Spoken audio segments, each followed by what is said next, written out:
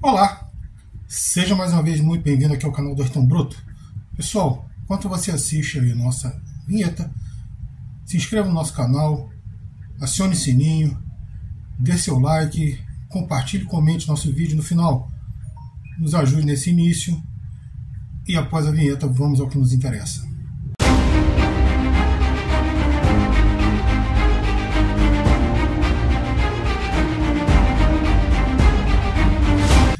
Pois é, pessoal, ontem eu soltei aí um curta falando que nós temos que investigar a fundo essa questão toda das joias. Eu vou fazer 3 comentários sobre isso para entender um pouco mais essa questão das joias, essa situação aí. Primeira coisa, tem muita gente aí que está reclamando porque ninguém faz nada contra as privatizações. O Roberto Requião, ex-governador do Paraná, reclamando aí no Twitter que a empresa de energia lá do Paraná é muito mais importante que a joias. Pessoal, a questão não é essa. A questão não é se o Bolsonaro privatizou de forma fraudulenta ou não, e não é que isso não importe. Veja bem, tudo importa. Não é uma questão de escolha se eu vou priorizar, investigar as privatizações, se eu vou reverter essas privatizações por fraudes nas licitações. A questão não é essa. Tudo importa. Então, assim, tem que ser investigado essas privatizações porque todas elas têm cheiro, cara, focinho, rabo de falcatrua. São empresas que são privatizadas muito aquém do valor de mercado delas. Isso não é do governo Bolsonaro, isso foi no governo Temer, isso foi no governo Fernando Henrique Cardoso e até no próprio governo Lula 1 e 2. As privatizações que aconteceram normalmente foram bastante contestadas e bastante suspeitas. Então isso tem que ser investigado. Isso não impede que se investigue o próprio problema das joias. Tem que se investigar. Vamos reclamar da atenção que está sendo dada? Também não, eu acho que tinha que se dar atenção a todos os casos. Mas nós temos uma imprensa que vamos acordar aqui, nós temos que convir aqui.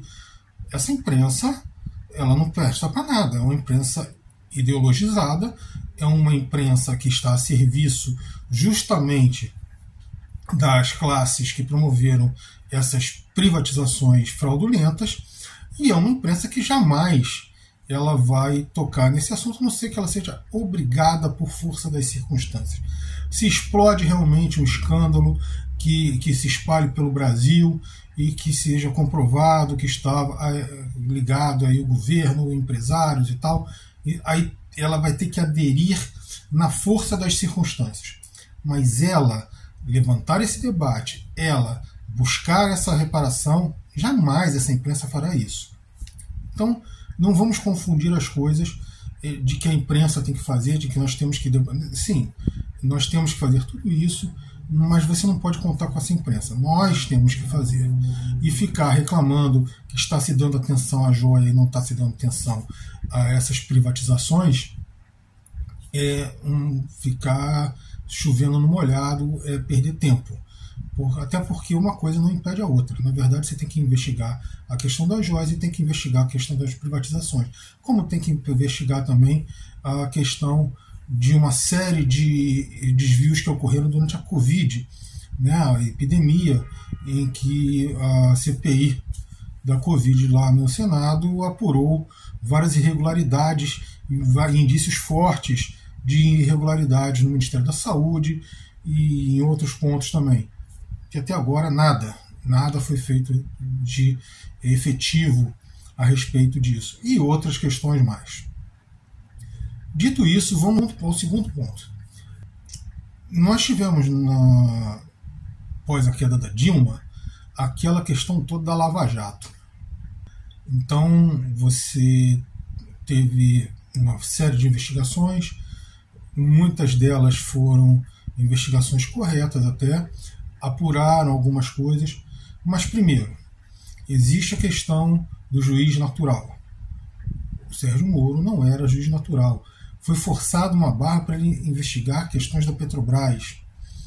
que já não era para ser, porque a vara de Curitiba não tem nada a ver com Petrobras a princípio, mas foi forçado uma barra, então vamos convir que as questões da Petrobras fossem julgadas e investigadas na vara que era presidida pelo ex-juiz Sérgio Moro, agora senador da República.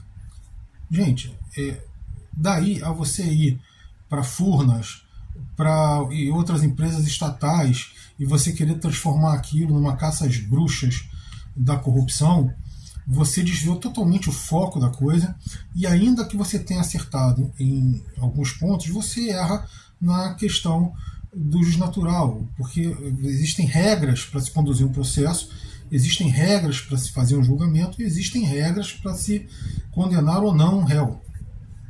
E várias delas foram quebradas, o que anula os processos. Por isso, o presidente Lula foi não absolvido, mas ele teve a sentença e os julgamentos anulados. Começa por aí.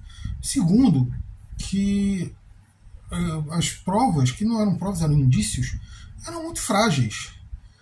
O fato de alguém visitar um apartamento, o fato de alguém receber uma proposta em branco para ser preenchida para compra, o fato de alguém passar num pedágio, ter o ticket de pedágio, o fato de alguém ter conversado com o corretor ou com o dono de uma empreiteira, nada disso é crime.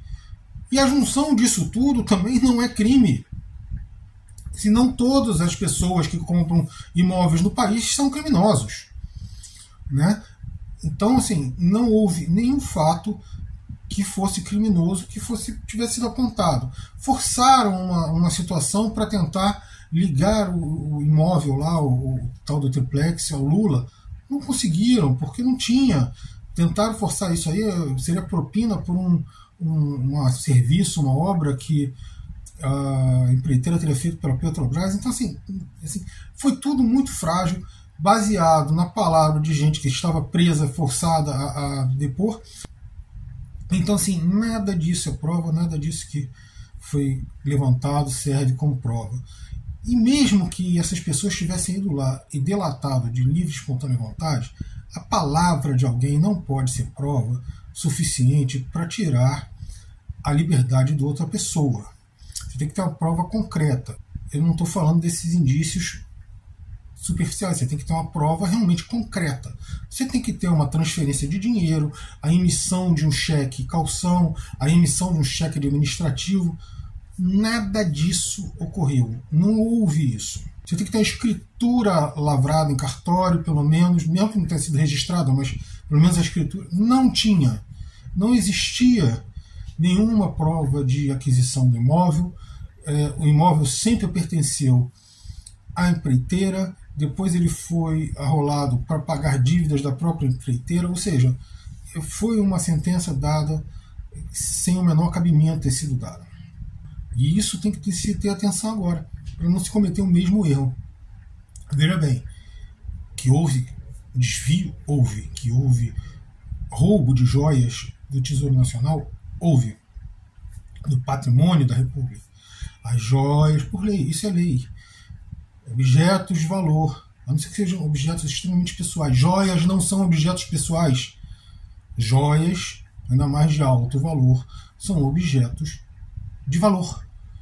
Não são objetos pessoais, embora seja de uso pessoal, né? Mas elas são muitas vezes usadas para levar dinheiro de um país a outro. É muito famoso os casos de judeus pré e durante a Segunda Guerra Mundial que converteram suas fortunas em joias e fugiram para outro continente, para outros países. Aqui no Brasil mesmo entraram muitos deles assim, com joias, com fortunas convertidas em joias para trazer para o Brasil. Porque uma joia, você, no caso, por exemplo, ali do Bolsonaro, tinha um kit lá que diz que valia algo em torno de 16 milhões. Ou seja, para 16 milhões transforma num kit que você carrega dentro de uma maleta. Né? Tente carregar os 16 milhões na maleta, você não vai conseguir. Mas um kit de joia se transforma em coisa pequena, você carrega numa maleta pequena. Então, isso é muito comum de acontecer. Então essas coisas, elas são da República, então são do patrimônio da União. Elas não são de uso do presidente. Isso foi desvio, isso foi roubo. Ah, ele sabia, ele não sabia. Aí é que está a questão. Você tem provas circunstanciais, provas de que foram vendidas, que foram tentadas vender, isso tudo já é crime. Não importa se foi devolvido ou não. Não importa se sabiam disso ou não. Eles pegaram joias que não eram deles, venderam e tentaram vender. Isso aí já é crime. E não importa se eles sabiam, se eles devolveram o dinheiro, se eles devolveram as joias a posteriores. Eles já tinham cometido um crime. Eles evadiram essas joias do Brasil de forma ilegal, escondida, o que prova que eles tinham pelo menos uma certa noção do que estavam fazendo. Agora, até esse exato momento, não tem uma prova concreta que ligue o presidente Bolsonaro à venda das joias. Você não tem um depósito em conta, você não tem uma gravação de entrega de dinheiro, você não tem nada. Não se vê nada que ligue efetivamente Bolsonaro às joias. E o depoimento do Mauro Cid, do seu pai, Lorena Cid, ou de qualquer outra pessoa, é insuficiente para incriminar alguém. Como eu disse, você tem que ter uma prova concreta, algo que efetivamente ligue essa pessoa aos crimes cometidos. E até agora isso não apareceu.